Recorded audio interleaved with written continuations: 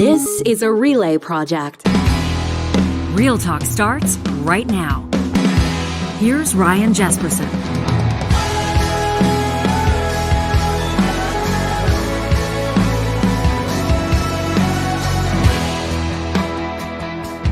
It's Friday, November 18th. Thanks for joining us here on Real Talk Jesperson and with John Hicks, the technical producer of this show. Heyo. We're wondering today, and this is not hyperbole. This appears to be maybe an actual real possibility. We're wondering today, as we've just tweeted from our official account at Real Talk RJ. And apologies to those of you that are sick of hearing about Twitter and Elon Musk. Maybe you're not on Twitter. And you wish everybody would just shut up about Twitter right now. Yeah. And we've been doing our best to. I'm one of them. We're trying to. I'm one of them, sorry, right? as we are now 40 seconds into the show and we're on it. But here's the thing: we've been doing our best to find that delicate balance of covering a story of great significance, a $44 billion investment that appears to have gone horribly wrong, at least right now. Yeah. Elon Musk tweeting this morning, or tweeting just a few hours ago, how do you make a small fortune in social media? Start with a large fortune. And so even he is acknowledging that this is maybe not going the way it is, but there have been huge cuts, layoffs, firings, some of them public on the platform itself. Elon firing some of the Twitter staff that have spoken or clapped back at him. And some are saying that with regards to actual the technical operations of the site, that it may actually go down tonight. So you're saying there's a job opening for me. Oh, yeah. So people don't know, like you'll see people, and I'm just scrolling through my timeline this morning, and everybody's putting out their last tweets. Everybody's archiving their tweets. This could all just be a big thing to get everybody interested in it, and I don't suspect it's like the Monty Python. I'm not dead yet. Like, I don't know if Twitter goes down tonight, if that's it forever.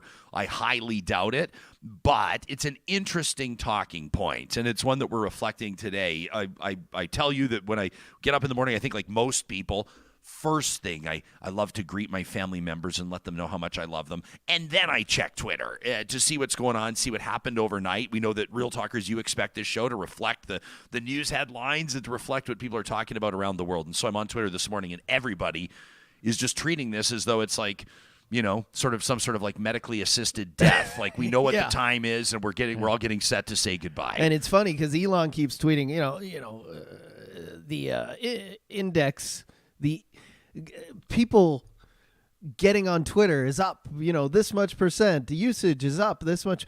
But I saw a great tweet today that said, I think Elon doesn't know we're laughing at him, not with him. We're just watching. We're waiting for the implode every day we get on Twitter. That's why usership is up. That's why maybe he doesn't action care, is though. up. Maybe he doesn't care. I'm like, if I could become a billionaire just by everybody laughing at me, I'd be totally cool with that. That would be totally fine. But it's like you said, that's why everyone's on. That's why everyone logs in every day. Is it still here? Is it still? Oh. Just checking. Just checking. I pulled this tweet. This one we could have pulled millions today, but this one I thought was interesting. Marlee Matlin from her account. You can follow her at Marlee Matlin. Why are you following anybody now? We're all going to be gone. She says, during my 12 years on Twitter, I have advocated for diversity, equity, inclusion, and accessibility on behalf of millions of us who are deaf, hard of hearing, or disabled. This platform has virtually leveled the playing field for all of us, but particularly for people like myself, this space has evolved into a barrier-free game changer. Yet, with news of the dismantling of Twitter's accessibility team, and that's a big one, I'd like to ask Elon Musk, as someone who has self-identified as having autism spectrum disorder, why would you do this? Is it time to take a stand on principle and pause our accounts until this is rectified? Says Marlee Matlin with her blue check mark. P.S. This is the real me. So that's one. That's one person's experience on Twitter, and I bet you, just as an experiment, if we just scrolled through my timeline or yours or anybody else's, you would probably find, look at this, the very first one, as I call up, this is a great friend of the show, Chris Labossiere. Chris is obviously an investor. He's a philanthropist. He's a prominent Edmontonian in our home city. He says, if you think Twitter's going down, you don't understand the efficiency and swiftness of the capital markets and the value of a global brand. That's what I'm saying. I think it's impossible that this thing just goes down and dies. Either. Are you kidding me? He says, unless Elon Musk is fooling a real-life Francisco d'Anconia, he will be replaced and a white knight or heroine will be invented by bankers. Will that be Jack Dorsey coming back to revive Twitter? Who knows? Hey, guys. We can just scroll through. I mean, look at this. The next one, Andrew Coyne. He's been on the show. You know Andrew, one of Canada's foremost political commentators. Man, he says, this place feels like the ship of the damned right now. People making out their wills, saying their last goodbyes to friends, wondering how they'll be remembered or if there's life on the other side. Oh, jeez. There's Elon, of course, 11 hours ago. And we just hit another all-time high in Twitter usage. Yeah. LOL. There's not a lot of CEOs, or he's not the CEO of Twitter, but there's not a lot of, like, investors, like angel investors or the notorious billionaires that are LOLing and live tweeting the demise of one of their big investments. That's just wild. It's like the meme of the dog in the house on fire. This is fine. This is fine. Ashley Stewart, investigative journalist. She's a great follow on Twitter out of Toronto. She says, but seriously, if the ship sinks, I will miss you all. So many connections made, time wasted on this stupid hell site. She says, let's go connect on Instagram to keep the shit takes alive. And then she gives her handle where you can find her on Instagram. So, you know, I mean, this goes on and on and on, and everybody's sort of lamenting what might happen here. How important to you, if at all, would Twitter be if Twitter were to evaporate into thin air? If it were to happen today, would you feel any sort of a void whatsoever in your life, do you think? I mean, sure I would, because I don't want to say it's a trusted news source, but it is for a lot of us, especially in media. Like, we get on there, we hit the trends, we see what people are talking about, so I'd miss that. But it's an efficient platform. Do I think the world would immediately become a better place? Oh. Yes, I do. And, I like Instagram better. I like looking at videos and puppies and it's so different. Nature and things that make me happy. Yeah. I mean, Instagram's unbelievable. It's got its own fabulous elements to it, and there's a reason why it's so successful. TikTok has its own thing. Well, because people are unlikely to post photos of negative things or things that bring you down. They're more likely to post things that are going to be positive or make you laugh or make you smile. So, yeah, that's why I love – if I had to go in order, it would be Instagram – I don't want to say Facebook because it probably dates me because I feel like the older demographic is much higher on Facebook and then Twitter. Yeah. But Twitter definitely for if you need what's going on in the world right away, that's the place. Yeah, I agree. There's nothing that does it quite like Twitter. I mean, we've talked about this. It's not really an irony, or is it an irony, or is it just a case study that it's been fascinating to watch Twitter's struggle on Twitter.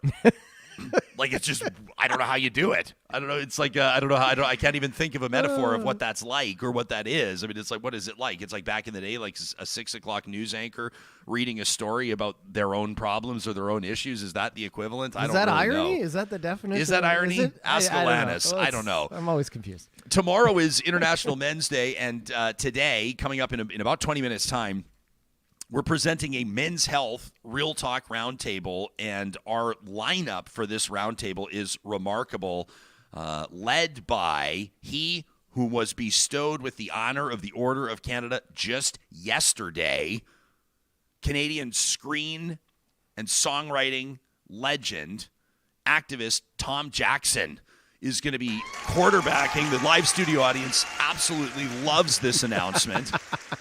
Tom Jackson's going to be sitting on our Real Talk Roundtable today alongside Dr. Robbie Babins-Wagner. She's the CEO of the Calgary Counseling Center. She's a therapist, a nonprofit leader, and also happens to be an adjunct professor at the University of Calgary as well. And then Mike Cameron is gonna sit on that roundtable as well. You know Mike. He's been on the show before, author of Becoming a Better Man. When something's got to change, maybe it's you. Mike's a certified executive coach, and he's the host of Love Letter to Men. It's a men's mental health conference. Mike's story is a remarkable one, a compelling one. He's shared it with us before. His girlfriend was brutally murdered by an ex-partner, and Mike's life obviously changed in a dramatic fashion, and he committed his life to talking about men's health and men's mental health in particular. So that's going to be the focus of our Real Talk Roundtable coming up in just a little bit. Typically, Supriya Dwivedi joins us on the show on Fridays, but Supriya she's got a lot going on right now, and so we thought that we'd do it a little bit different. And so in just a second, Supriya and I co-host a national podcast called Seriously, and it's out every Friday. It's presented by our great friends at We Know Training.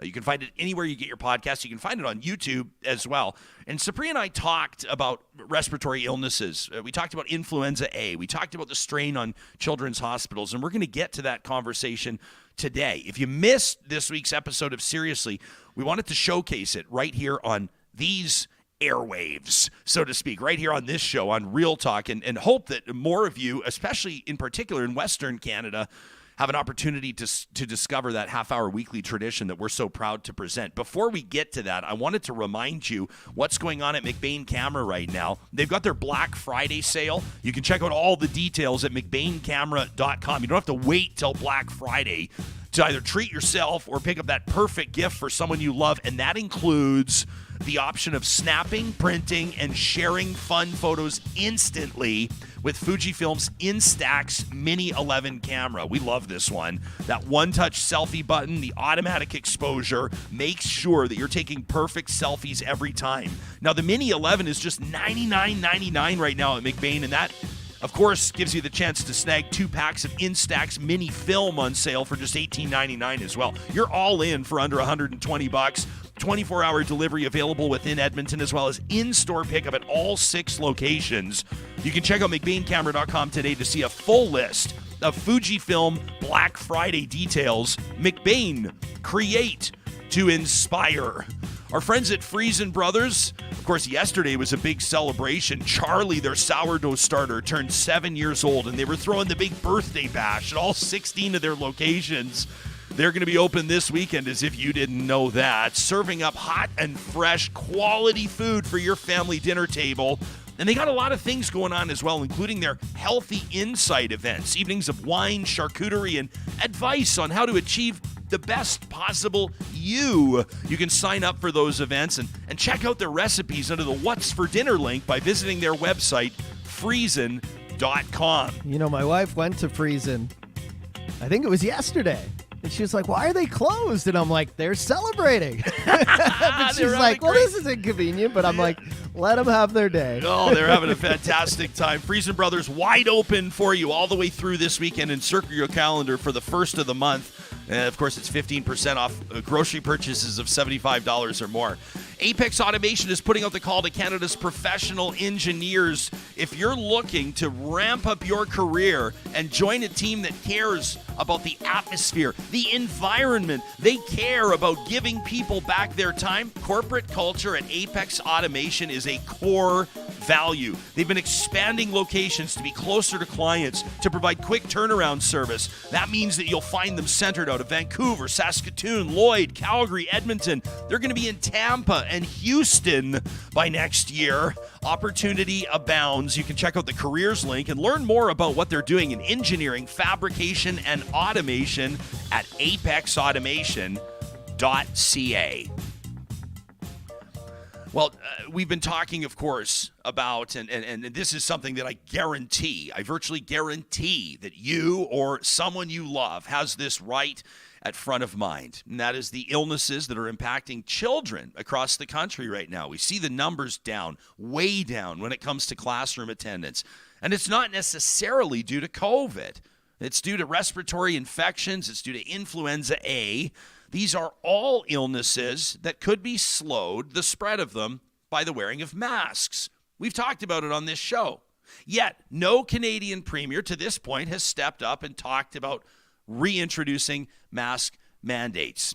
Alberta's Premier Danielle Smith released a statement by way of her social media accounts, Twitter in particular, just the other day, and here's what she had to say about her approach to it. Let me say a word about masks. Anyone who feels comfortable to wear a mask should wear a mask. That should be a personal choice, and anyone who wants to make that choice, I support them. I think the most important thing that we're seeing right now is that we have a number of viruses that are circulating at once. We've got RSV, we've got COVID, and we've got influenza. And we also have some serious issues that we have to deal with that, quite frankly, I think are the ones that parents want me to focus on. I'm very concerned about the shortage of children's Tylenol. That's really important because if parents don't have the drugs that they need to be able to treat fever at home, then they're going to hospital waiting rooms. And the hospital waits are unacceptably long, which is part of the reason why later this week we will be announcing some significant reforms to Alberta Health Services. So that was Alberta Premier Danielle Smith answering questions from reporters regarding her approach to managing this surge in cases and the subsequent strain on hospitals. Certainly not limited to Alberta. Ontario's being hammered by this. And so just a couple of days ago, Supriya and I took this on seriously. And here's what she had to say. The lead. The principal tool at hand, if we had to go there, would be a mask mandate. Clearly, for social gatherings, I'm asking today that we be very careful around our children 4 and under. A cold or a minor respiratory symptom, a sinus infection to you, could be RSV or influenza to our younger members of our community and cause significant respiratory distress in them. So that's the key message. It's hard to mandate those social environments. That's my job today, is to educate Ontarians that this is a change. This isn't COVID that's affecting our children, although it obviously can. It's RSV and influenza combined that are driving our children to have to be admitted to hospitals. And we do have the tools at our disposal that can help protect our children and help protect our families. So Ryan, that was Dr. Kieran Moore, the Chief Medical Officer of Health here for Ontario, making his announcement on masks, which was a strong recommendation to wear masks during this current pediatric healthcare crisis. And I mean, I don't even know where to start here, because I started the show detailing my pretty shitty, no good week. And I think I mentioned to you off air, but I feel kind of dumb even complaining about anything, given what other parents and other families are going through right now. Dealing with the hospital system, at least in Ontario right now, for kids is a fucking nightmare. And there's no other way to put that. It is a legit nightmare. You've got sick kids reducing surgeries in Toronto to preserve ICU capacity. You've got CHEO opening up that second ICU. You've got all sorts of other children's hospitals operating over capacity. We're talking 120, 140%. In Hamilton, they've run out of cribs and other key instruments that they need to treat the youngest of our kids. And I'm not really sure how we got here. I don't think it really necessarily matters. What's important is that we are here and that we do something about it. And I don't know that we are, other than just being like, oh, it's bad. Yeah, it's bad, right? So Supriya, she's talking about this now. Full disclosure, she talked about the week that she's had, and she's been into one. She's got a young daughter who's been really sick. The household has been sick, and she knows. When we were talking in the full episode, which you can download anywhere you get your podcasts, obviously you can find it on YouTube too. She says, I'm not feeling sorry for myself. She says, I know that there's a lot of people that are worse off than me.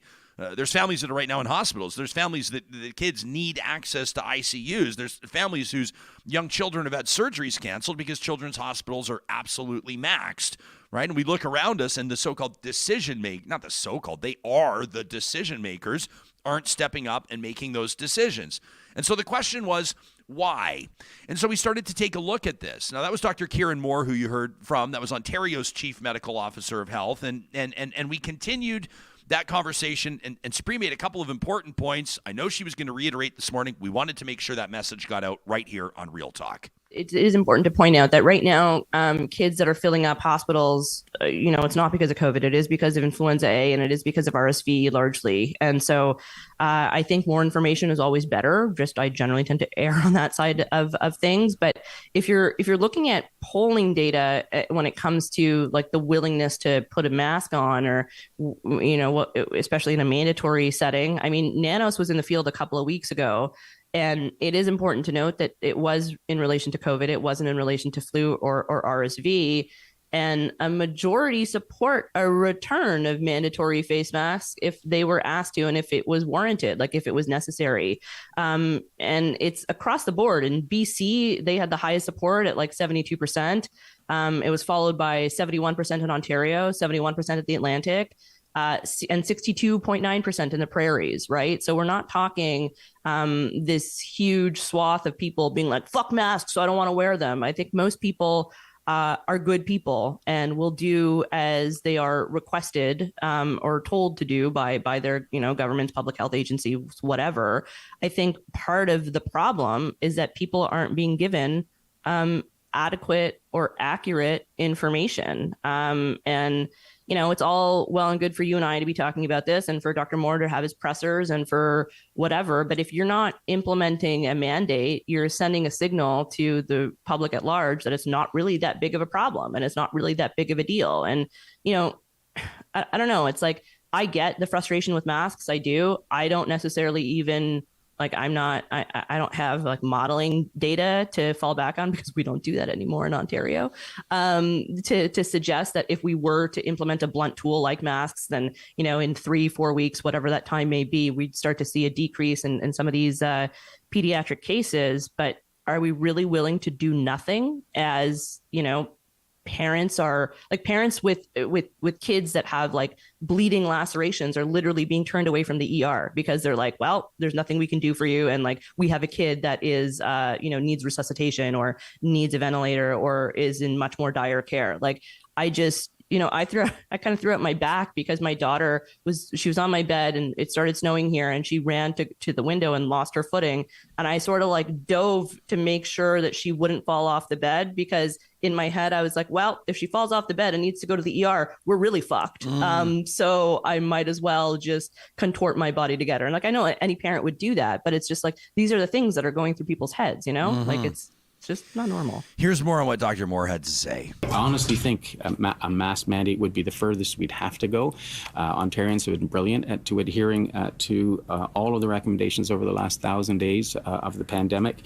This is new, and I really appreciate the opportunity to speak directly to Ontarians through you to communicate that increasing risk, that increasing pressure on our healthcare system, and it's important to know it's not across all age groups. It is the youngest that cannot mask or would obviously have difficulty in masking, and we need to protect them. So you heard Dr. Moore there. Basically, he was in response to a question of like, when they'd implement a mask mandate, and he says like it's the furthest that they would go is implementing one. Okay, well, like when the fuck are we going to do that? We're already canceling surgeries. We're already at overcapacity. We're turning away kids at the ER. Parents are at their wits' end. Like, I think we deserve to know some metrics. Like, what are the benchmarks in which these decisions are being made? Because we're not getting any of that right now. How much of this falls on parents, though? How much of this falls on members of the general public? Like, one of the tone that Alberta's premier, Danielle Smith, is taking as well, I mean, to paraphrase, is basically like, if you want to wear a mask, wear a mask. If you think that we should be wearing masks, then everyone should wear masks. She made a promise in campaigning to be leader of the United Conservatives, to be Alberta's next premier, that she would not. Like and politicians can waffle all the time and waver all the time, but she said she would not reintroduce a mask mandate in schools, no matter what. She was strong on that. And right now, despite the numbers and children's hospitals and absences in schools, she's standing firm with that. But what stops members of the public from putting on a mask? I'm not trying to be devil's advocate here. Like, if they just lifted speed limits everywhere, do you think everyone would go 150 on every street, or would people still drive safely? Like, I'm not calling for lawlessness. I'm not calling for the onus to always be on citizens, but there's nothing stopping people from masking up en masse, right? Yeah, no, there is nothing stopping people. But if you don't think your mask wearing is imperative, why would you do it? If you don't think mask wearing is imperative, then why would you do it? And that's the question that I wanted to put in front of you, Real Talkers. That's something that this is the real talk about this. It's obvious the impact that a public health measure has. It's obvious the impact that a chief medical officer of health or a premier or a mayor for that matter, if we're talking about municipalities. But this largely falls on provinces, right? Education and healthcare, that's how it works. It's obvious that a mandate goes a lot further than a suggestion. But if people are so convinced that a mask would be helpful, that a mask would assist in stopping the spread of these illnesses, in relieving the pressure on the hospitals, then why aren't more people wearing masks, mandate or not? This is something that I'm wrestling with personally. It's a question that I have unanswered, and I'm curious to know where you'll land on this as well. Donna says, Ryan, if half the parents mask their kids, it wouldn't be enough, right?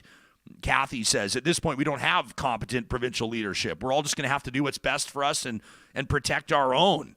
What about this from Ashley?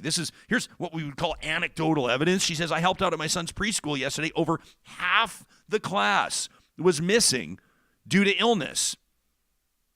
Colette says that might work in a different culture. Ours is all about me, me, me. Dr. Bradley Martin, always great to have him watching, and we sure appreciate seeing his name in the live chat. He says the frontline healthcare crisis in Alberta is absolutely crazy. He says it needed to be addressed a year ago. He goes on to say Supriya's dead on with what she had to say. We thought so too, Doc, and that's why we wanted to bring that to you. She'll, of course, be back a couple of weeks from now. Real Talk is taking next week off. Woo. We're hitting the town. You know, we're going to be heading out to the mountains, some of us. Some of us are going to be taking care of business that needs to be done.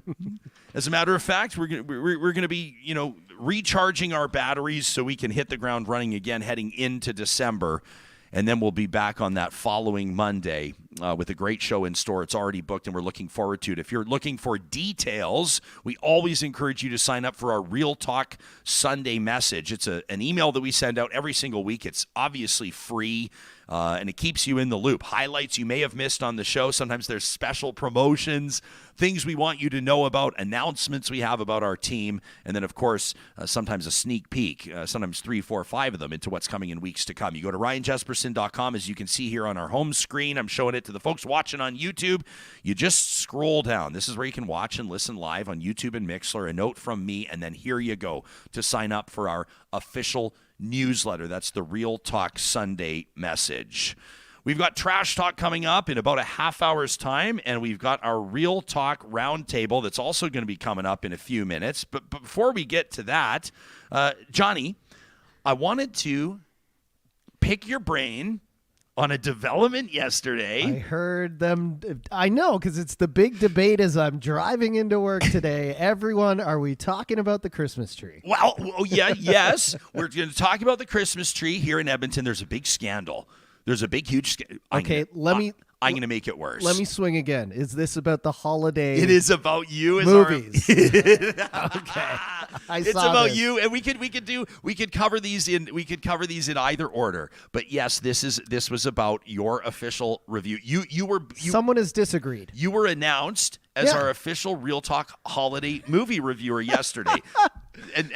So this year I'm getting into the holidays early. I'm wearing Christmas socks today, and it's not about religion or anything. Like my wife's Indian, she goes to temple, but we also go to midnight mass on Christmas. We just like to be in community and see what everyone does and be a part of the whole festive thing. But she always wants to start the holidays on like November 12th, like right after Remembrance Day, and I always push it. I'm like, December 1st we'll put up the tree. This year I've given her all out to just start the holidays now. We've got 2 trees up in the house. We're playing the Christmas music, and most especially, we are watching every horrible Hallmark holiday movie that's ever been created. You don't have to say horrible. 1984. You don't have to say horrible. I didn't know they started making them in the 80s, but and I used to hear Hallmark movie, and I used to think, does Hallmark like produce these things? No, it's just a term for those movies where, Jennifer moves back to her hometown to save the local grocery store that's going under because of big business and the big shops. And she meets up with her high school sweetheart, and his wife has passed away, and he's got a kid that he's raising on his own. And what could happen? Well, we all know what's going to happen. She falls in love. She falls in love with the guy that owns the Christmas tree lot. Oh, gosh. Right? And, he doesn't have a lot of money, but he's funny, and I can write a song about it. So yesterday, you provide your first review, and you gave us your first recommendation, which was the new Lindsay Lohan film, Falling for Christmas. Yes, the film is called Falling for Christmas, and I thought it was pretty good. I enjoyed it. I thought Lindsay Lohan, who I thought was going to bomb as the character, did pretty well. It's a story about, and I don't want to give too much away. Yeah, don't give it away. Yeah. Basically, she gets in an accident. She has amnesia, forgets who she is. The rest I'll leave up to you. But she played it pretty well because I'm like, oh my gosh, Lindsay Lohan is going to play having amnesia. Like, this is going to be horrible. I gave it like a 7 out of 10. I thought it was a surprisingly good, low budget. You don't know any of the actors in there other than her. I thought everyone did a great job. And then I see this tweet. Yeah, this from Jonathan Dean, who's a journalist with the Sunday Times. Do you want to read it or shall I? You go ahead. He says, I watched the new, and this was after your review where I always say to people, an hour later. I literally laughed out loud when I read this right here in the studio. You sent it to me immediately. I sent it to you immediately because you, I thought graciously and I'm sure accurately, I haven't seen the film yet. You specifically commented and complimented her on her acting. Mm-hmm. You said the acting was good. So Jonathan Dean with the Sunday Times says, quote, I watched the new Lindsay Lohan Falling for Christmas. It's appalling. He says, nobody in the film wants to be in the film. It's terribly directed. They have no idea how to tell a story. It's a shit story anyway. Baffling prop decisions. The acting is subhuman. And then he says, I highly recommend it. I haven't laughed like that for years. Oh, my. So either way, I mean, he gave it a 5 out of 5. So either way, I think you've hit a bullseye on your first recommendation. Either way, whether you love or hate this movie, you're going to enjoy it. And there it is right there. You're going to Falling enjoy for it. Christmas now on Netflix. I don't know why we're plugging Netflix. We're not plugging Netflix. We're not plugging Netflix. I think we just spent like 2 minutes talking about how allegedly horrible this is. How's our roundtable looking, pal? Are we ready to rock and roll? We are almost ready here. Almost ready to go. Minutes. Okay, well, give me 2 minutes here. Why don't we tee up this story out of Edmonton? This will buy us some time to get the roundtable together. As mentioned, Tom Jackson, Officer of the Order of Canada, legendary screen actor, singer-songwriter, and activist, is joining our roundtable today alongside Dr. Robbie Babins-Wagner, CEO of the Calgary Counseling Center, and author and corporate or executive leadership coach Mike Cameron. He's the author of a very powerful book, Becoming a Better Man When Something's Got to Change, Maybe It's You. This is our Men's Health Roundtable ahead of International Men's Day, which is tomorrow. Here's the controversial story out of Edmonton, and if you're not in Edmonton, maybe you won't even care about this, but this is something that everybody cares about. Did you hear? In Edmonton's famed Churchill Square, that's what it's still called for now. There's another can of worms if you want to open it, but the square, the town square, the gathering space just outside Edmonton City Hall. It's like the arts area. There's the square, and it's surrounded by the Citadel Theatre. There's live production there. The Art Gallery of Alberta, City Hall. You have the new or the reinvented Stanley Milner Library. It's a gathering place. And it's typically had, John, how tall is that Christmas tree? I'm always exaggerating without. I don't want to say it's huge. Though. Is it like? And that's is one it of like, the things we is do it like every 30 season. feet, something like that? It's like 20. It's got to be bigger. It's like maybe. Yeah. It's like a huge. I always try to think of a 10-meter diving board. Like that's I think that's about how tall it is. So it's like a 10. Anyway, it's been a huge tree, and it's been there every single Christmas, every single holiday season. And this year, it's not going to be there. And everybody's trying to figure out what the hell is going on because it's like the war on Christmas, right?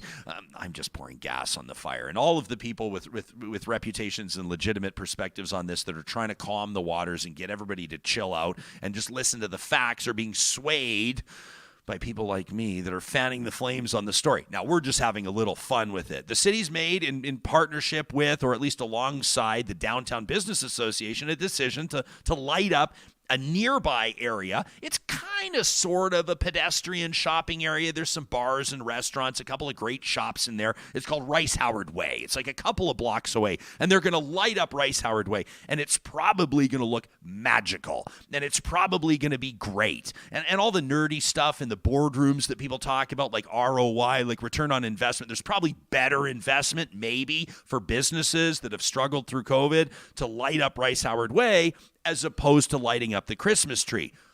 But there's not going to be a Christmas tree in Churchill Square. And so people are flipping their lids. And everybody's pissed off. Not everybody, but some folks are pissed off at Edmonton's mayor. And he's saying, well, it's not my decision. He's saying I had nothing to do with it. And so he could get in front of the cameras and say it like that, but that's not very holiday-like, and that wouldn't play very well. And if you get clipped 5 seconds out of there and you look angry and you're banging the podium and it has to do with the holidays, well, then you're really screwed as a politician, right? So what did Edmonton's Mayor Amarjeet Sohi and his team cook up? Well, this little Christmas rhyme. There won't be a tree in the Churchill Square, but that doesn't mean the mayor and council doesn't care. I've heard some people call me a Grinch, but accurate info can be found in a pinch. The DBA is lighting up downtown on Rice Howard Way this time around. This is the project that they are taking the lead. This Christmas, they will have just what you need. Everyone's holiday traditions are great. No matter what they are, I love to celebrate. For years and years, we all loved the big tree. But there's so much more that Christmas can be. We will still have events and fun in the square, and I certainly hope to see you all there. As far as the tree, there are sure to be more lining the streets and the front of the stores.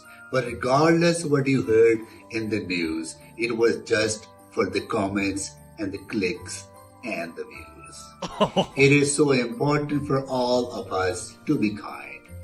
So happy holidays, early Christmas to yours from mine. There you go. So that's Edmonton's mayor. What I particularly enjoyed about that was his shot across the bow, specifically, well, this is my opinion, not his. This is not from the mayor's office. This is me just putting two and two together. A shot directly at CTV News, which did a big story, a sensational story about the tree not going to be here. And for the mayor in his Christmas rhyme to say that was just for the comments and the clicks and the views. I thought, oh boy. And here we go. You can let us know what you think about that to talk@ryanjesperson.com. Our Real Talk Roundtable coming up in just a moment. These conversations happen on Real Talk because of amazing partners like the Dairy Queens of Northwest Edmonton and Sherwood Park. Of course, they've got a lot going on through the winter months. They've got the specialty blizzard. They've got those, what I always am encouraging people to check out, those treats pizzas. You got all kinds of like peppermint and kind of Christmassy options, but nothing quite does it like a DQ cake, right? You can order your custom DQ cake no matter what you're celebrating through November, December, into January. Everybody loves a Dairy Queen cake custom ordered from the DQs in Palisades, Nemeo, Newcastle, Westmount, and Baseline Road. You simply go to dqcakes.com. You use the drop-down menu to find one of those 5 locations. It's never been easier to make sure that everybody loves the treats that you're bringing from the Dairy Queens of Northwest Edmonton and Sherwood Park. Our friends at Eden Landscaping want to remind you that their teams are hard at work through the winter months. No, not doing snow removal. Mike says he's done with that. But they're working on the design process. They're pulling permits. They're ordering the perfect construction materials to ensure that your outdoor space is brought to life in a way that does it justice, that it looks the best it can. Sometimes that takes time and consideration. You want to make sure you don't rush your project. You want to make sure it's perfect. So why not get the ball rolling today by contacting Mike and his team at landscapeedmonton.ca. At Kubi Energy, same deal. Through the winter, they're working hard. Of course, they do all the paperwork, which is what a lot of their clients, a lot of their partners love about working with their team. For example, you want to sign up for that Canada Greener Homes grant. You could use that $40,000 interest-free loan, pay it back interest-free over 10 years. I mean, your solar install might be 12 grand, 17 grand. Who knows? It's probably not going to be 40. But whatever it is, Kubi's going to make sure that you get that grant and that you're not having to worry about pushing a pencil through pages and pages of that document. Then they get their design team working on it, so when the snow melts this spring, your solar panels are installed ASAP. Across Alberta and BC, Kubi Renewable Energy is providing solar energy solutions to power your life. You can get your free quote today at kubienergy.ca. And every Friday here on the show, our Real Talk Roundtable is presented by our great friends at Urban Timber. You know by now, their design team, they're the ones that designed this table that I sit around every single day. I love it. It's white oak, absolutely stunning, with working gears that can raise and lower the table. It's a piece of art, and every single person that walks into this studio, it blows their mind.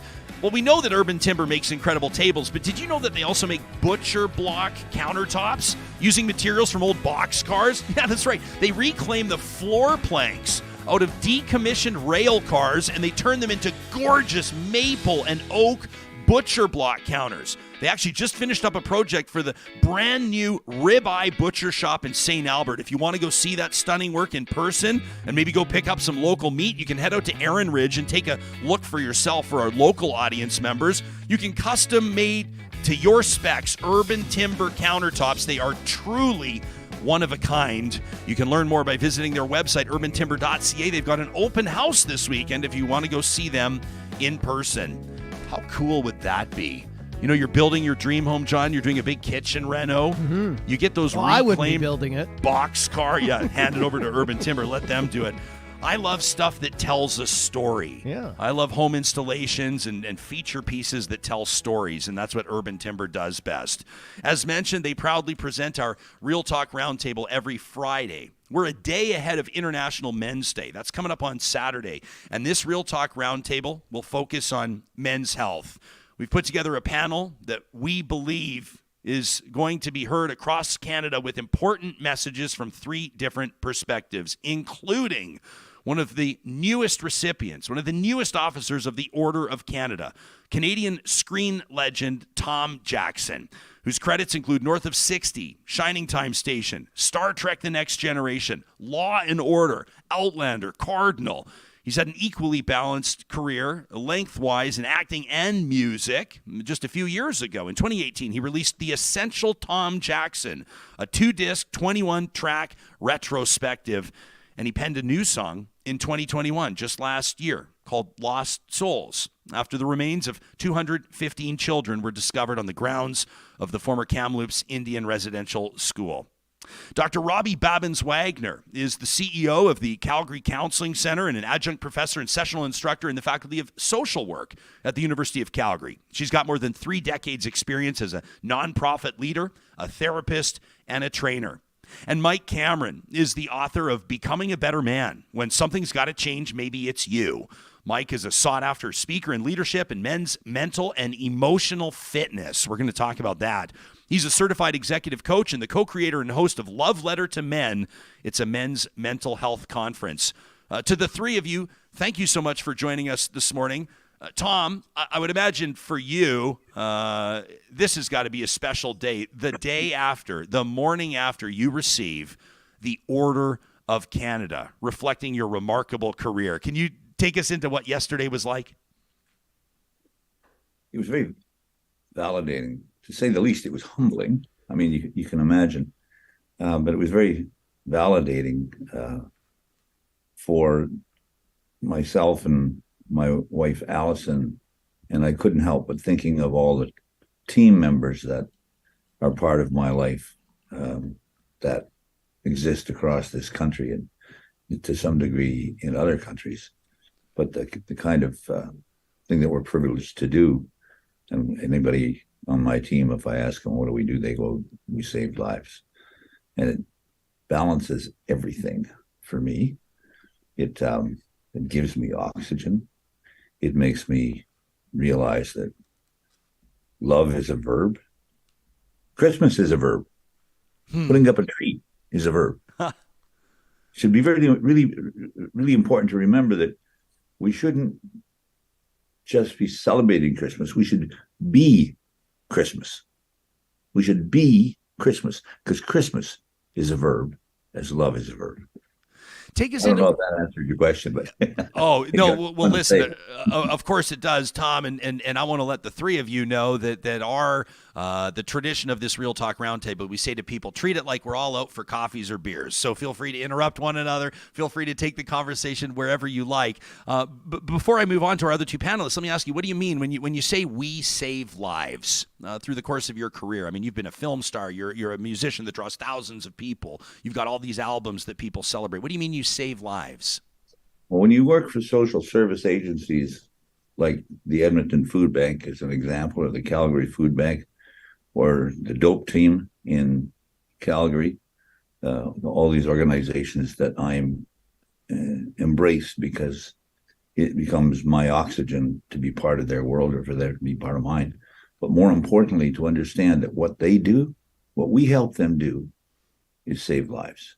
So all it may be arm's length, but by what we do, by supporting them, who they are and what they do is to save lives. Dr. Babins-Wagner, I saw when Tom was talking about that, I could see you just nodding your head like this. I want to let everybody listening to the podcast know, what was it that was specifically resonating with you? I think the saving lives piece is really critical. I know that we see it every single week at Calgary Counseling Center. We do 2 things a year that really are focused on engaging the community as a whole. One of them is Depression Screening Week, which is always the week before Thanksgiving. And it never fails that at some point we get a call, either from an individual or from a family member, to say, thanks for offering this. We offer it free to the community because it saved my son's life, it saved my daughter's life, it saved my partner's life. And it's really important to find some of the work we've been doing for the last 2 decades has really been focusing on new ways of engaging people into support services, into counseling services in a very preventive way. So we do save lives. And it makes a difference. So we say, Tommy, I agree with you that we save lives every day, but our mantra is we change lives. So we help change lives every single day. Robbie, what are you seeing you've been at this a long time, as mentioned, more than 30 years in your field. Yeah. What are you seeing with male clients nowadays? Like, what does the research show? Yeah, well, about 40% of our clients are men, and that's almost unheard of in the social service field and the counseling field, because men are very reluctant to begin care. Men are reluctant to seek medical support and see their doctor when they're not feeling well. And I think what we're seeing in part is a bit of a cultural change. At least I hope we're seeing some of that men are becoming more willing to enter the conversation, to respond differently to their partner, to seek their feedback, to be better parents to their kids. And that doesn't come easy. And I think some of those differences are we've been socialized. Most of us have been socialized differently than that. Men are supposed to have these very broad shoulders and take on everything and just provide us with the answers. And men are looking for solutions. Women are more typically looking to talk about their problems, to engage with friends, to get support before they enter some kind of counseling or care. So what we've been doing, and this was some research that we did when I started at Calgary Counseling Center almost 30 years ago. One of the things I was asked to figure out is, and we had a large family violence program at the time that was only focused on men. Now we focus on all genders, both victims and offenders. And what I was asked to do was look at why men come to the first session and don't show up for the program. And one of the things we learned, I'm going to really make this brief, is that they didn't feel respected as part of that interview, and they didn't feel heard. And I don't mean just us, everybody in the field was doing this in those days. We're kind of throwing the violence in their face and shaming people. And what we've learned is we have to take a very different approach with men, being respectful, being slow, being cautious, asking permission if they're ready to talk about these issues. Because if you don't do that, and if you don't engage men where they're at, we're going to lose many of them. Mike, I bet you have something to say about that. Maybe. Well, I love, Robbie, what you talk about finding different ways to engage your clientele, and especially when it comes to men, finding unique ways to engage men in the conversation. Because to your point, the shame and blame thing just doesn't work at all. And, we often talk about or hear people talk about the fact that, well, men don't want to talk about their feelings. I think that's bullshit. I think if we create the environment, if we create the space for men to have those conversations, you won't be able to shut them up. I know, that's a lot of the work I do. I create those spaces, or I endeavor to create those spaces. And when you get guys going, especially if it's in a group environment, one guy goes, then the dominoes start to fall. And I've been doing this in a corporate environment for a while now, and it's just, the results have been unbelievable. Guys just sharing some of their struggles, their anxieties, and then, like I said, when one guy goes, the rest just topple. And it's so important to create that space, a judgment-free space. Mike, yours is your background. I briefly mentioned it at the outset of this episode today, and I don't mean to sort of like bring it up every time we talk, but I never want to take for granted. I think that sometimes these folks, some of our audience might be hearing from you for the first time, and they may be unfamiliar with how the universe brought you to the point where you are today. Why am I here? Why are we having this conversation? Why are you here? You're right. I mean, your story 8 years ago, I would not have been having this conversation.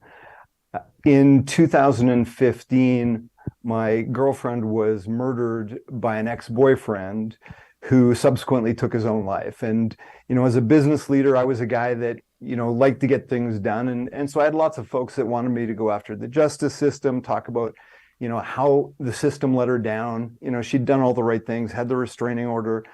But I just thought, how do we build a better restraining order is probably the wrong question. And maybe the better question is, how do we prevent men from getting to that point in the first place? And when I looked at all the work I've done in sales and leadership, the impact that emotion has on human behavior, I studied that for 25 years. So I looked at how I could bring that to this lens and men's mental health and specifically violence prevention. I do a lot of work in that arena and men as allies as well. Tom, through the course of your career, I mean, you've done a ton. I almost feel like it would take the entire roundtable to sort of run through your CV or all of the things that you've been involved with. But you're a well-known philanthropist. You created your annual series, for example, of Christmas concerts, right? The Huron Carol that people are familiar with. You've done a lot of work right now, as mentioned. You're singing for supper, that cross Canada tour that played smaller community venues, raising support for food. That was about 17 years ago. You're going to be in our hometown of Edmonton on November 24th. You're going to be performing at the DoubleTree by Hilton in support of Edmonton's food bank. In the context of men's health, of mental health, of your own personal health and well-being, what has fueled your conviction or what has directed your involvement or the initiatives that you've supported or even kickstarted regarding the health of your fellow Indigenous people in Canada, your fellow Canadians, etc.? I think when we help others, we are amply rewarded. You've heard people say the gift is in the giving. It really is. So we have to be brave and gain people's trust, but the most effective way to gain people's trust and maybe get them engaged in thinking about themselves is to let them know that you love them. If you're working in your office and you love the people that you work with, how do they know? Do you tell them? If they love you, how do you know? Do you tell them? Right?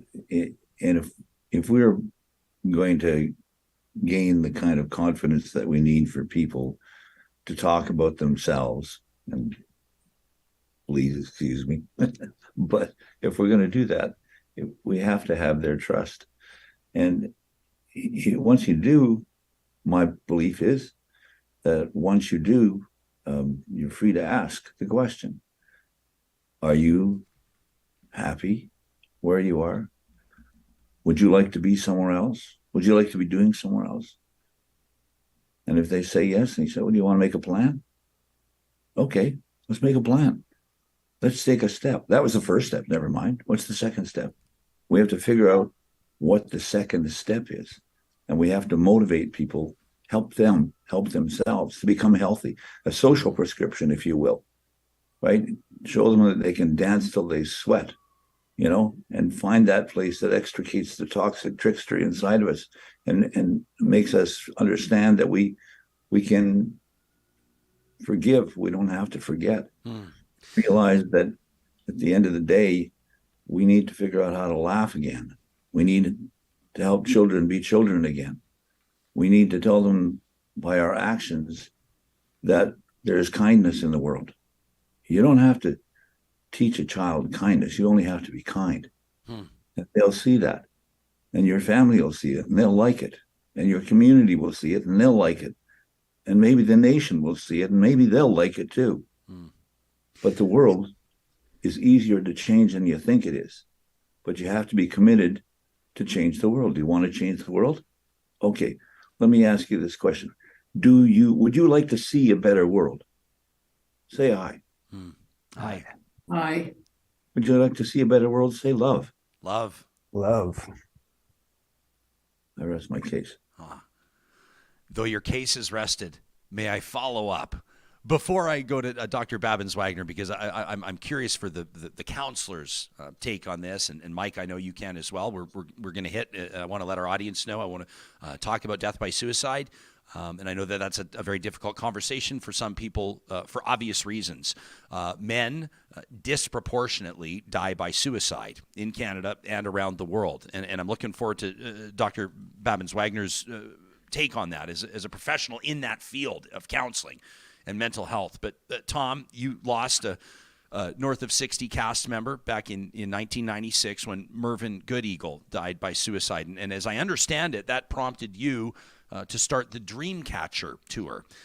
Can you talk to us about the impact that had on your life and maybe how, despite the tragic circumstance, how it bettered your understanding of the importance of supporting men's mental health initiatives? We had a community with North of 60 or any of the other productions that I might be involved in. And we're a community. So when Mervyn was lost, we all felt it. And somebody asked me, what do we do here? And so I decided I would go and search it out a little bit. And I talked to Dean Voss at ARC. And after our conversation, I realized, there was, how do you help people cope once an incident happens? And I went, wait a minute.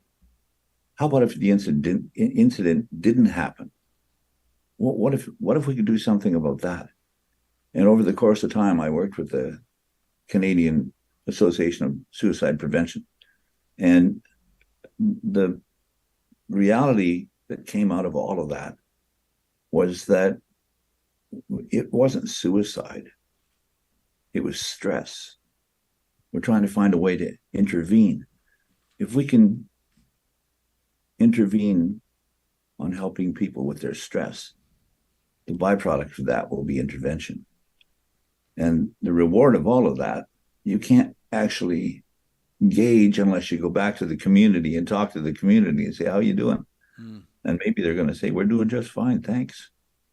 But you find that in those communities, in the small communities, the heroes are all the same. They're always the same. They're the people that do the big shows or coach the basketball. It's a small group of people, but they're all the doers. Those are the guys that are the doers, and often outside of politics. But go back to the point, okay, if we can manage stress, we can manage these issues in and around suicide. I was talking to a group of students, and the most profound answer, I asked the question, what kind of things stress you out? And there was one girl, she was closer to God than the rest of us. She was a special person. She didn't talk the same as everybody else, but she said from the back of the room, she said, making popcorn stresses me out. It was so true and so profound. I got it. Everybody got it. And that young girl was closer to the Creator than anybody else in that room. Why? Because she was just a little bit off, right? But became seriously revered and always revered after that. And that's a very powerful thing. Dr. Babins-Wagner, what do we know about like the differences between men's mental health and women's mental health? Like, do men and women deal with problems differently en masse? Like, do you see those trends? They do. And women tend to they start usually by talking to their friends and seek advice from their friends. And then it's only then when the solutions provided by friends don't work for them that they seek help. It's very interesting to watch a family violence group. At the beginning of the group, women walk in and tell you exactly what happened, why they hurt their partner, what the precipitating factor was. And when you go into a men's group, men don't want to talk about it. So we've stopped asking people, like we don't start our groups like we did in the old days before that research by asking men to stand up and talk about what they did. Hello, my name is Mike. I bashed my wife and she ended up in hospital. We ask them to talk about themselves. And we make it clear that we're not going to ask them to talk about the abuse or the violence that brought them here until they are ready. And they will all be ready at different times. But we want to understand them and learn about them, because if you ask them directly, most of them are not going to share it. They're scared to death walking into our offices. They don't know what's going to happen to them. They're really afraid their partner's going to leave, and they don't want that, most of them. So it's very, very challenging. I also want to speak for a second about follow up on what Tom said, because I think I have a story that will also illustrate some of this.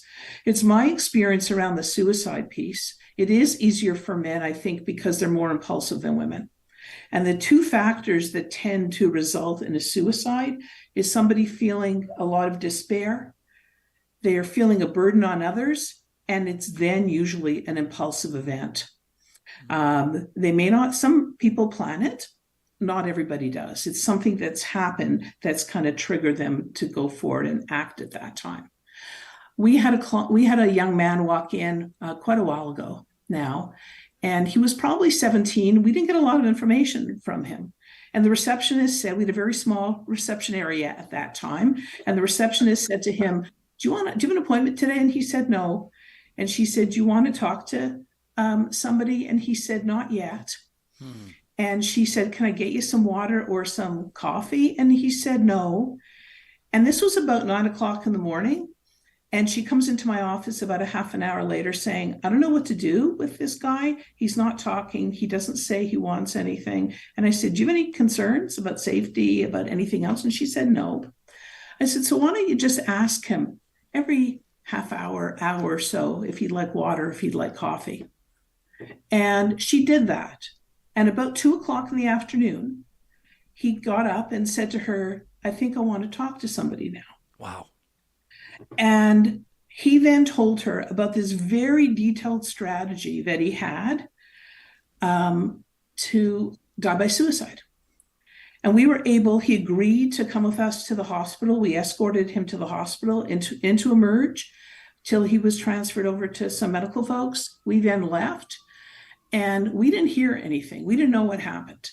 And about 2 weeks later, we got this spectacularly gorgeous bouquet of roses with a thank you note to all who helped. And this was from his parents, because it was that getting him to hospital, getting the parents involved, that he was able to have a conversation and get the treatment we needed. And there was something in us, something in me at that point that said, we can't just say if you don't have an appointment, you have to leave. There was something, I think, about the vulnerability of this fellow that we just said, as long as we weren't worried about something happening to us, just let him sit there. And I'm pretty convinced that he was watching how the counselors greeted their clients, what they did, the way clients looked when they left, to get his own sense of whether he was going to be cared for properly.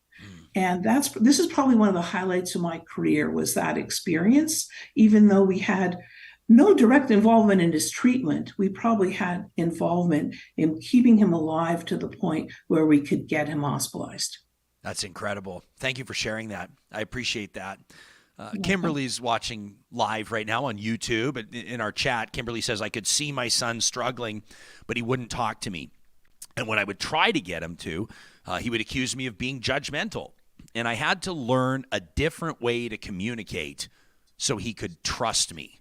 Mike, when you present your men's mental health conferences, these love letters to men, and when you work on executive coaching, or when you're talking to men about some circumstances that I would imagine involve some, like the doctor just talked about, whether it's a barrier or a hurdle or a perceived wall standing in the way of progress or addressing an issue, whatever the case may be, how do you earn that trust? How do you, like what Kimberly did, had to learn a different way to communicate to earn that trust? Yeah, and I think just creating that space, Tom talked about it and you talked about it, trust is that number one factor. Robbie's team created that in her environment for that individual, and it ultimately led to them feeling comfortable and safe enough to take that help. So I think it's really just about creating that safe environment. And, in a leadership context, one of the things that I learned probably later in my leadership career than I would have liked is to be able to ask that question. And this isn't necessarily directly mental health related, but when I had staff or team members come to me with problems, being able to ask that question, do you want strategy or do you want empathy? And letting them decide, because 9 times out of 10, people just want to be seen, heard, and understood. And that's all they need. So when we can create that environment, and that's really what we've tried to do with this Love Letter to Men conference. We have presentations and things, but just create that environment, where you can see that, hey, holy crap, man, I'm not alone. Yeah. There's other dudes out there that are feeling like this, and maybe this is okay. Maybe it is all right for me to take some steps, take some action, and get some help. And again, from an executive coaching standpoint, that's largely what I do with leaders, is I just create the space for them to open up in a judgment-free environment. And, if you're listening out there and you're looking at how do I do that? One of the keys, I think, is to drop that judgment and embrace curiosity. So when you feel, for me, I use that as a trigger. When I feel myself getting a little bit judgmental, like, oh, why would you do that? Just flipping that around to curiosity. Oh, interesting. What comes up for you with that? Why does that come up? So again, flipping from judgment to curiosity really helps create that space.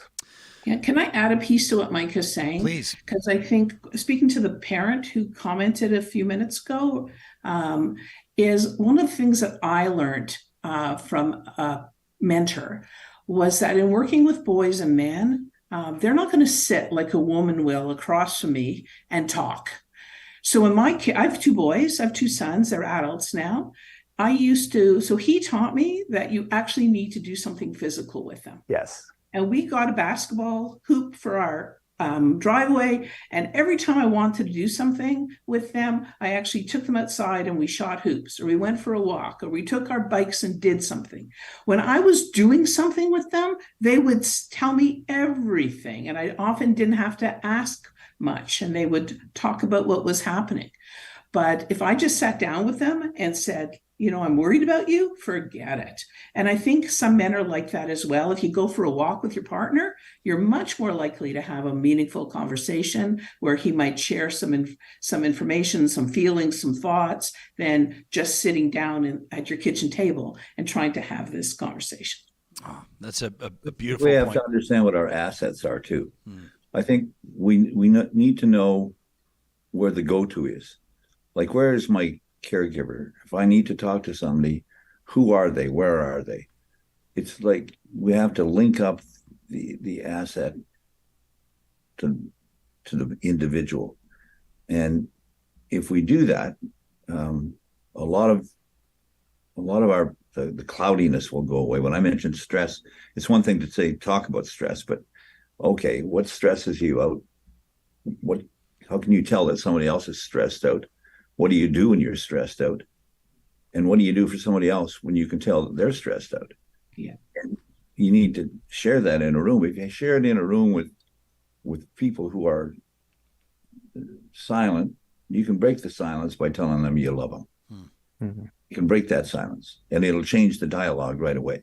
Yeah. But they have to know that there's somebody in the room that is a safe place to go before you ask them the questions. And you can list the questions. If you have 40 people in a room, I wouldn't suggest a lifeboat should go past 40, but it might sink. But if you got 40 people in a room, you can get 40 answers. If you got one person in the room, you might get 5 or 6. But if you got 40, and it's a thought, it's an I knew it thought, because you hear it and you go, oh yeah, I knew that. I knew it. So it's an I knew it think tank, right? Mm. And at the end of the day, if there's somebody to make a ledger of all of that information, those are assets. And now you have access to those assets. You can, if I'm not feeling well, I can go back to my notes and go, somebody, oh yeah, George or Sally, or this is what they did.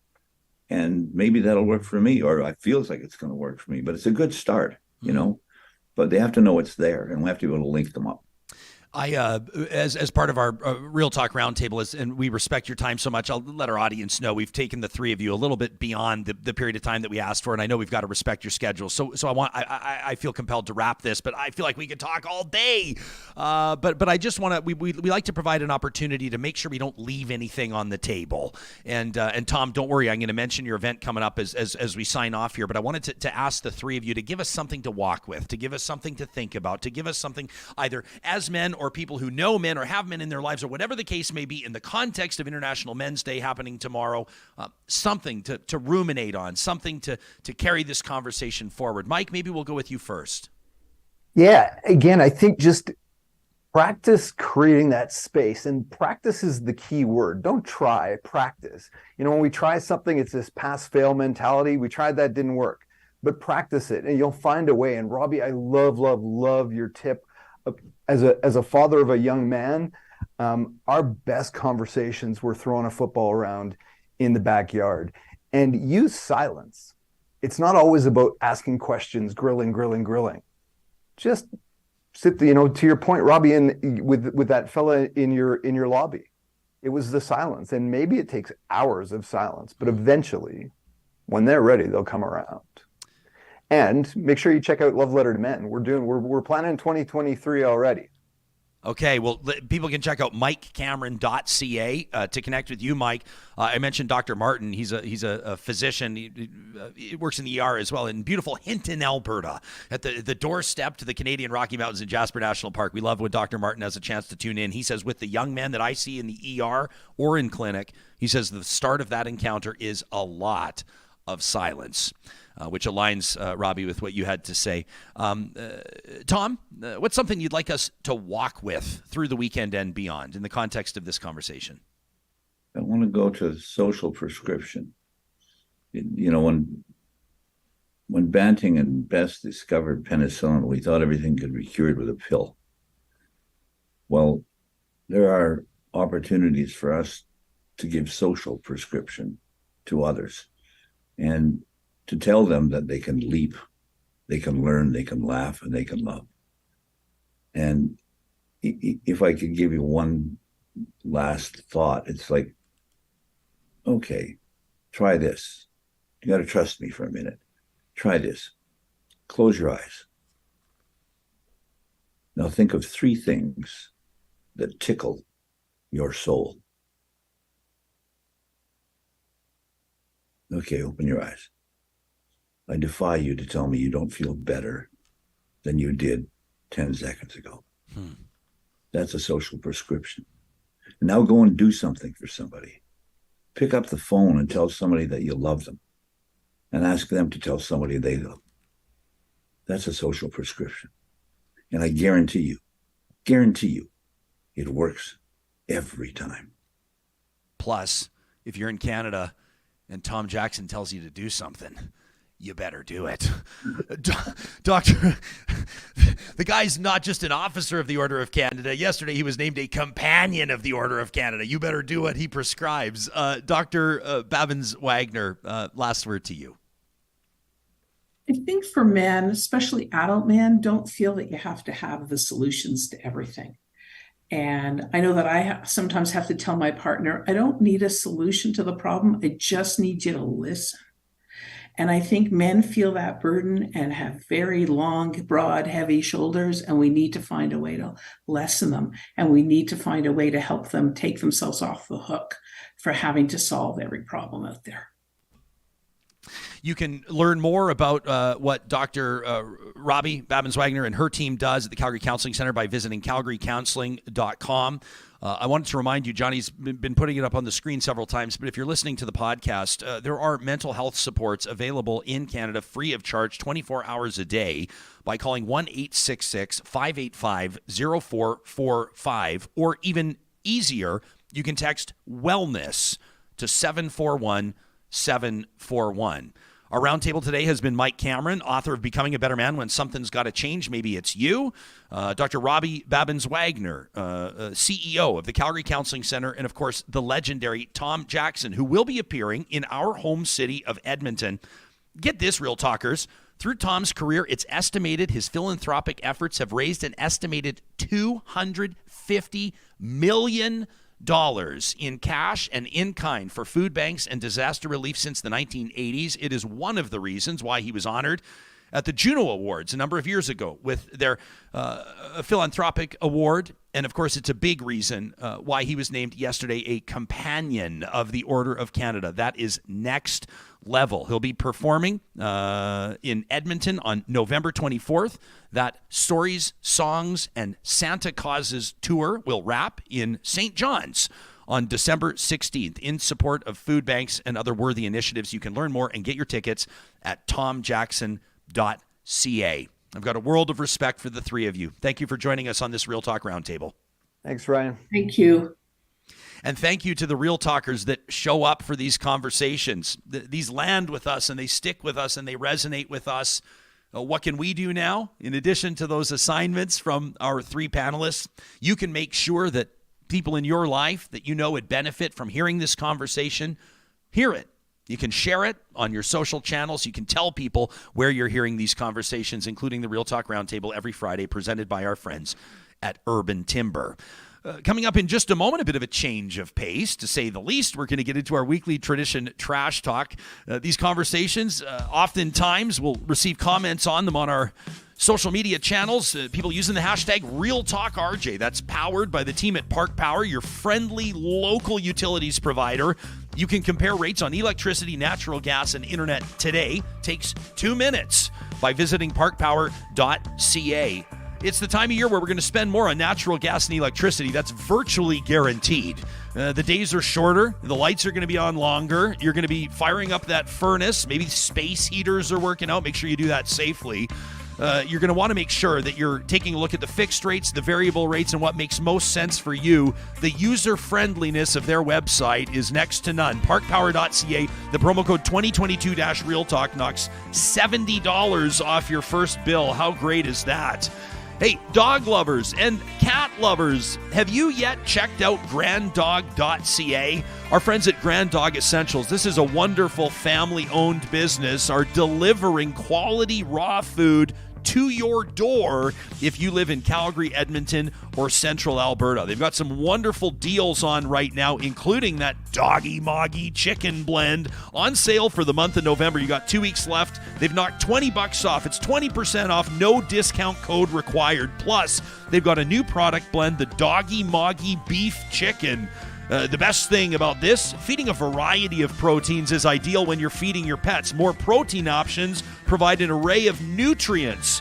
That's how you create balance on a raw food diet.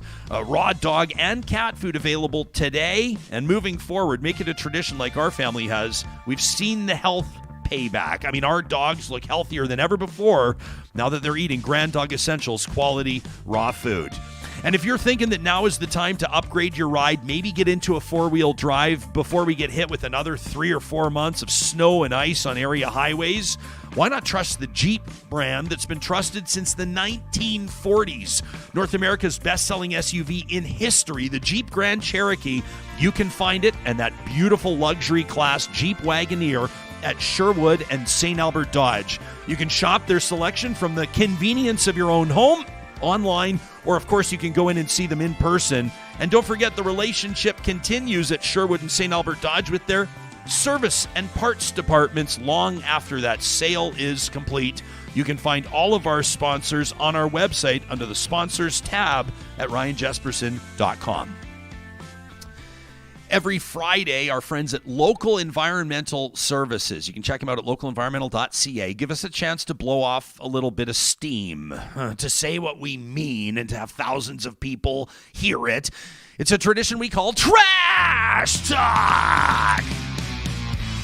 All right, now I got to be careful about this one because there's a bit of a spoiler alert. For those of you that are big fans of the show Yellowstone, Gerry's got a bee in his bonnet, but I promise to not destroy the plot lines. Johnny, you know there's a new season of Yellowstone out, and well, Gerry's, as he says, pissed off. Why? He says, well, I've been a fan of this show, even with its outrageous plot lines, but in season 5, the very first episode, the one that just came out, he says, well, it's really got my goat. Like halfway through, real American military cowboy hero Casey Dutton and his posse chases a bunch of horse thieves towards a river that serves as the border to Canada. Well, how exciting, he says. The Cowboys ain't going to let the rustlers get away. Across the river on the Canadian bank, a group of mounted RCMP officers calmly survey the raucous scene. The horses cross the river. The thieves are trying to make it into Canada, all while proclaiming how easy Canadian jail is. You want to go to prison in the U.S.? No way.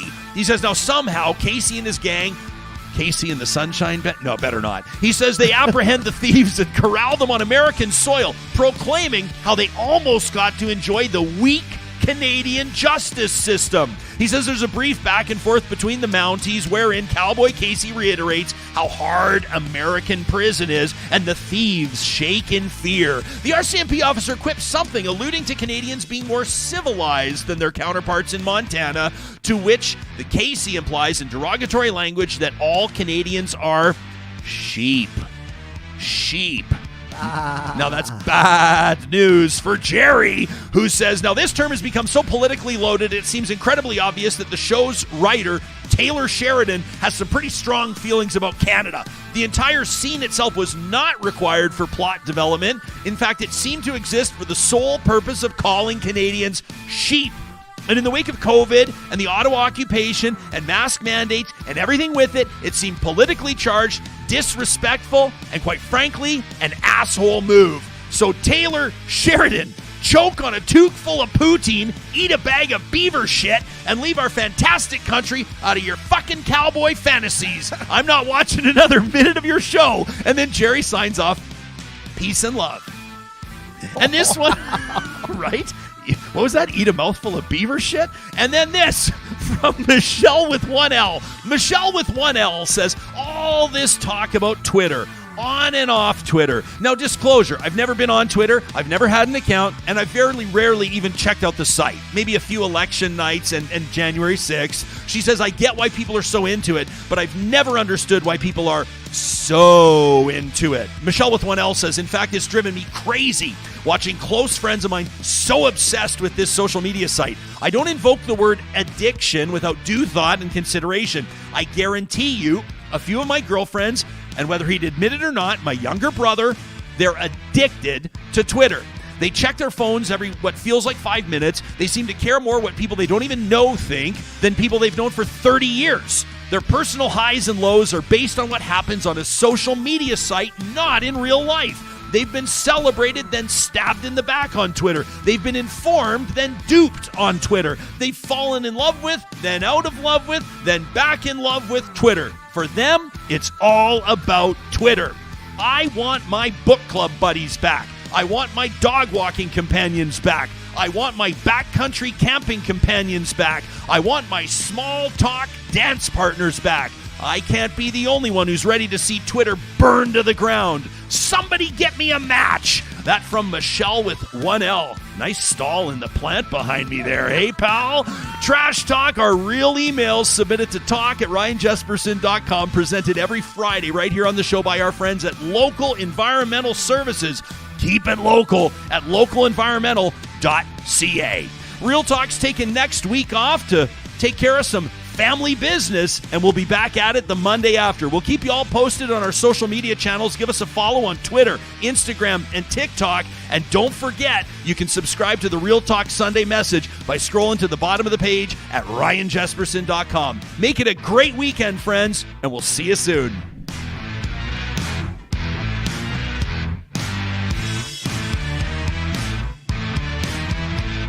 Real Talk is hosted by Ryan Jesperson. Executive producer Josh Dunford. Technical producer John Hicks. General manager Katie Cook-Chivers. Account coordinator Lawrence Derlego. Human resources Lena Shepard. Website design Mike Johnston. Voiceover by me, Carrie Skelton. Real Talk's editorial board is Supriya Dwivedi, Ahmed Ali, Brandy Morin, Ann Castleman, Corey Hogan, Harmon Candola, Catherine O'Neill, and Chris Henderson. Member Emerita, Julie Rohr. Real Talk is recorded in Edmonton, Alberta on Treaty 6 territory, the traditional and ancestral territory of the Cree, Dene, Blackfoot, Saulteaux, and Nakota Sioux, home to the Métis settlements and the Métis Nation of Alberta. Real Talk is a relay project. For more, check out ryanjesperson.com.